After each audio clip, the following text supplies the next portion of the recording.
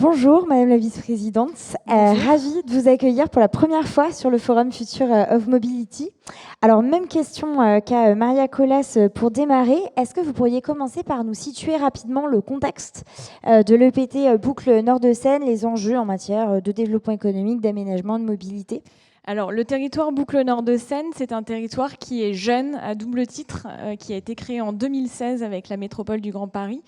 Et 30% de la population a aujourd'hui moins de 30 ans. Donc ce sont 7 communes qui sont très différentes, très hétérogènes, mais très très complémentaires et qui ont toutes en commun d'avoir un passé industriel et un futur industriel. Donc c'est Clichy, Asnières, Colombes, Bois-Colombes, Gennevilliers, Villeneuve-la-Garenne et Argenteuil. Donc en plus de ça, on est à cheval entre 2 départements. Exactement. Et puis on a un autre point commun qui est la Seine, comme son nom l'indique. D'accord. Et donc en termes de développement économique, de mobilité, quel est le contexte auquel vous faites face pour relier justement ces différentes villes? Alors c'est l'un des territoires les plus denses de France. Pour vous donner un ordre d'idée, on a la même population à peu près que la métropole de Grenoble sur un territoire 15 fois plus petit. Donc c'est des forts enjeux en matière de transport, mais aussi en matière de logement, en matière d'implantation industrielle, etc. Pour donner quelques chiffres, on a un réseau de transport qui est aujourd'hui très dense. On est aux portes de Paris, on est la porte d'entrée de la métropole du Grand Paris dans un sens et du Val d'Oise dans l'autre sens. On a 4 nouvelles gares du Grand Paris Express qui vont arriver.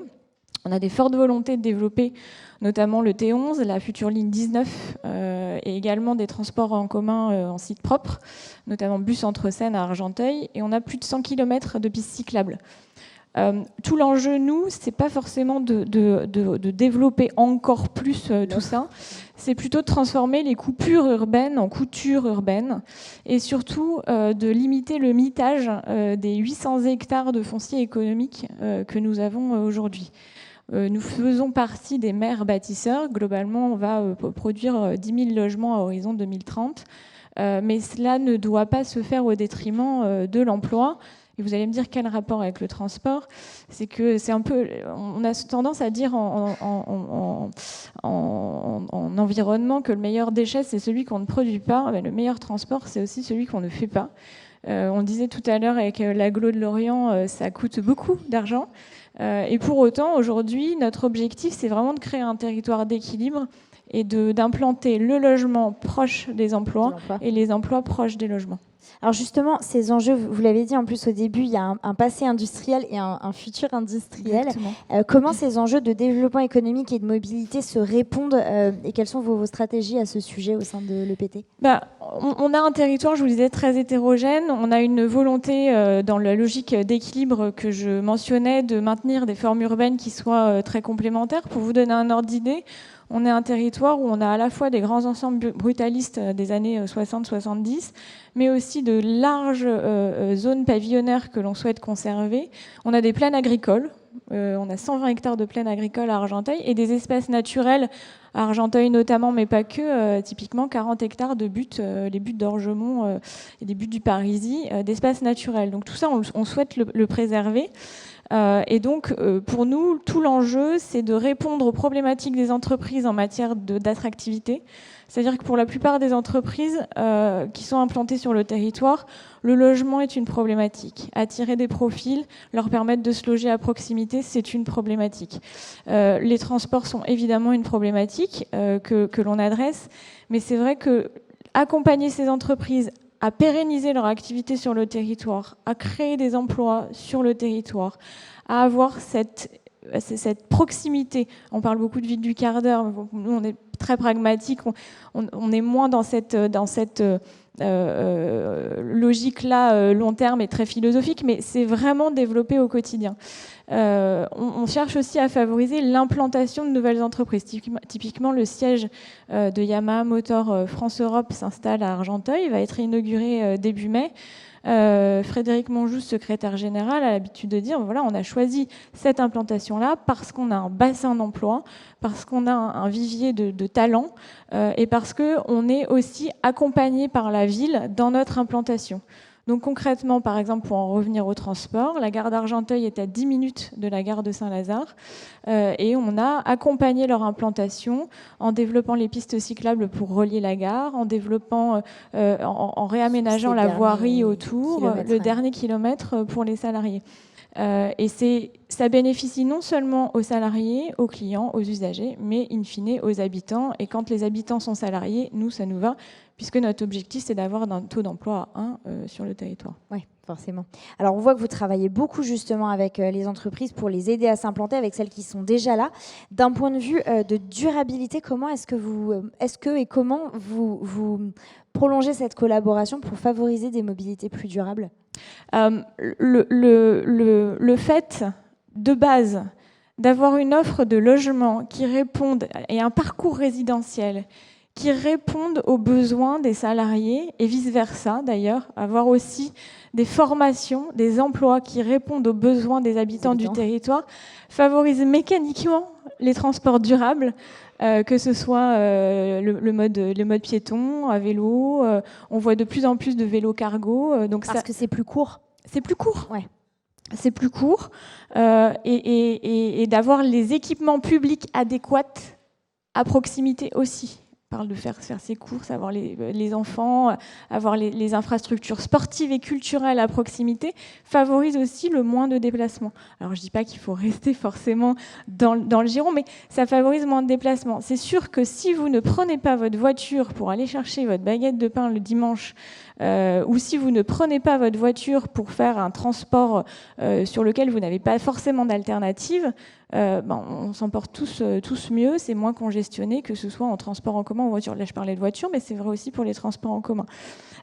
Et c'est aussi pour les entreprises un gain de productivité majeur, parce que c'est du temps.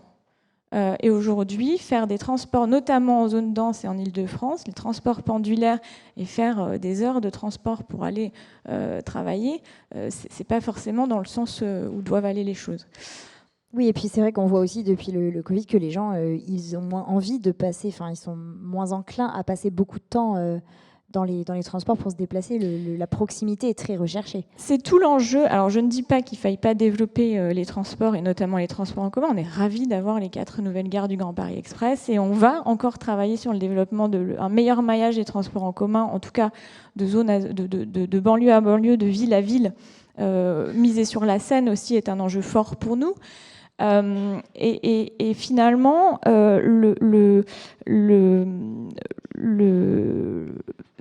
tout cet équilibre de territoire et tout cet enjeu d'aménagement fort va aussi nous permettre de décarboner et de faire mieux avec moins. Et c'est vrai aussi que c'est un enjeu social majeur, parce que pour reprendre certains mots, la rue n'est pas forcément facile à traverser pour trouver un emploi. Et c'est vrai que de rapprocher les emplois des quartiers politiques de la ville et d'engager aussi la responsabilité territoriale sur l'implantation de formations qualifiantes à proximité d'eux est essentiel. Et donc typiquement sur Argenteuil, avec le territoire Boucle Nord de Seine, on travaille à l'implantation d'une école de production industrielle sur les métiers de l'usinage et qui est portée par 3 entreprises du territoire, la région Île-de-France et le territoire Boucle Nord de Seine. Alors ça amène justement ma dernière question du coup. Quelle serait votre vision à moyen long terme pour que tous ces enjeux évoqués, donc l'attractivité, la réindustrialisation, puisque vous parliez de futur industriel, c'est quand même pas forcément hyper intuitif, l'aménagement, les déplacements, pour que tout ça aille dans le même sens? Alors, je vous disais, on a 800 hectares de foncier productif sur le territoire Boucle Nord de Seine, donc 400 hectares du port de Gennevilliers, ce qui est aussi une question de transport. C'est quand même une énorme plateforme logistique de la région Île-de-France. Tout l'enjeu pour nous, ça a été de sanctuariser ces fonciers productifs et économiques à travers le PLUI, à travers le SCOT métropolitain, mais aussi le SDRIF-E à l'échelle de la région. Et on a, pour apporter cette vision, autant on a cet enjeu en matière d'équilibre, mais surtout on a travaillé sur un schéma d'accueil des entreprises qui est en parallèle, qui est compatible aussi avec le PCAET, avec le schéma de transport et les vœux que l'on formule pour développer l'offre de transport et les alternatives. Et tout cela permet d'avoir une vision sur le long terme, de pouvoir aussi mieux aménager le territoire, comme je vous le disais, en termes d'implantation d'équipements publics, en termes de production de logements, mais aussi en termes de développement des voiries, de plans de circulation, etc. Et ce schéma d'accueil des entreprises permet aussi de revitaliser des friches industrielles, puisque l'enjeu d'un territoire dense, c'est aussi de reconstruire la ville sur la ville. Et donc, on redonne des couleurs aujourd'hui à des friches industrielles à travers ce schéma d'accueil des entreprises. Et ça permet typiquement sur le quartier Porte-Saint-Germain, Berge de Seine, on va produire environ 2500 logements horizon 2035. Et au-delà de ça, vous avez les 11 hectares, par exemple, de friches industrielles du site Dassault, où on produisait les Falcon et les Rafales jusqu'à il y a encore peu. Et cette vision, justement, va permettre de proposer un schéma d'aménagement qui puisse permettre d'avoir ces logements et ce site industriel que l'on souhaite rester industriel, manufacturier, à proximité. Et comme aujourd'hui on parle d'industries décarbonées, on parle d'industries qui sont beaucoup moins polluantes, qui sont beaucoup plus technologiques, etc., c'est sûr que la ville productive et la ville à vivre cohabitent beaucoup plus facilement. Et donc, la corrélation de tout ça, c'est qu'effectivement, on a moins besoin de prendre des transports lourds ou de prendre sa voiture pour aller travailler tous les jours. Un vrai éloge de la proximité et de la cohésion. De l'équilibre. De l'équilibre. Voilà. Merci beaucoup, Camille Jiquel, pour ce témoignage. Je pense qu'on peut l'applaudir. Merci. Merci.